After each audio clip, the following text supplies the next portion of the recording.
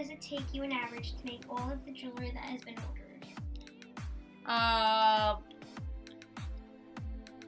would say like 50 orders takes me about like a week. Number 3. How do you decide which prices are for which piece of jewelry?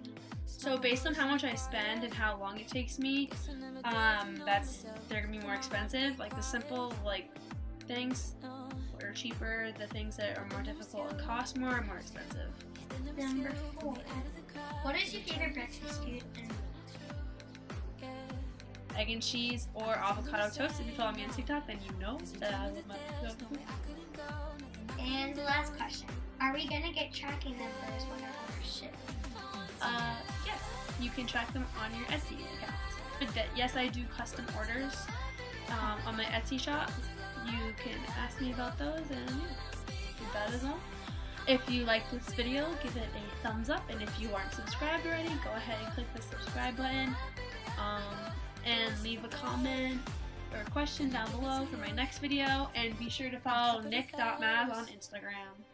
And me on TikTok. Bye!